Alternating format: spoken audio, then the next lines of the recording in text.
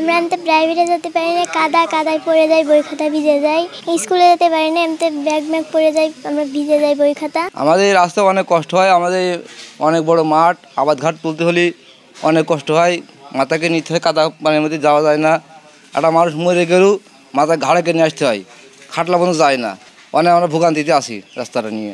ভোটের সময় আসলে সব নেতারা প্রতিশ্রুতি দেয় যে এবার আমাদের ভোট দেবো, আমরা রাস্তা করে দেবো।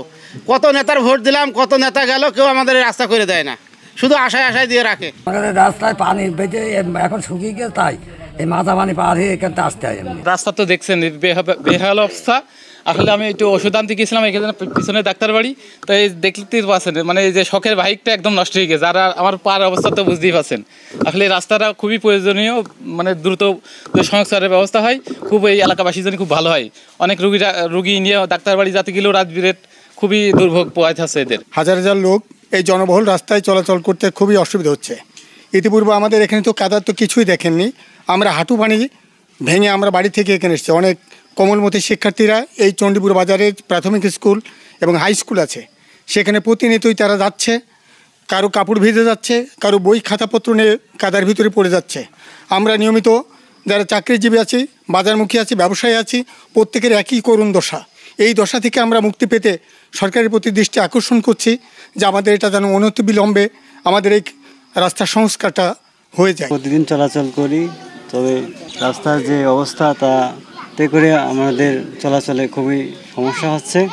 স্কুলগামী শিক্ষার্থীরাও সেই সমস্যার সম্মুখীন হচ্ছে। সমস্যা কাদার মধ্যে আমরা আসতে পারি না, খুব ঝামেলা হয়। লুঙ্গি তুলে আসতে হয়, খুব কষ্ট। হাঁটু সমান কাদার মধ্যে আমরা চলাফেরা করতে পারি না। অল্প বৃষ্টি হলেই অনেক কাদা হয়ে যায়, বাচ্চারা আসতে পারে না, স্কুলে যাওয়ার অনেক সমস্যা। আমাদের এই পোলাপান ছেলেপিলে স্কুলে যাইতে পারছে না। এখানে কিছু শিক্ষক আছে, গাড়ি ঘোড়া বেরোচ্ছে না, আর আমরা মুরব্বী মানুষের রাস্তা দিয়ে যাওয়া আসার কোনো ব্যবস্থা নেই বাবা। তা আমাদের রাস্তাটা একান্ত দরকার, খুব প্রয়োজন এই রাস্তাটার। অনেক লোকের চলাফেরা এই রাস্তা দিয়ে, আমরা তো যাইতেই পারি না। ওই পাড়ার থেকে অন্তত এই পাড়াটা জর্দার বাড়ি, খুনকার বাড়ি, এদিকে লস্কার পাড়ার লোকজন সব যা আশা করা হয়, অথচ যাওয়ার কোনো ব্যবস্থা নেই। চণ্ডীপুর জাহিদুলের দোকান হতে আবুল হোসেন জোয়ারদারের বাড়ি পর্যন্ত যে রাস্তাটি, এটি 500 মিটার রাস্তা।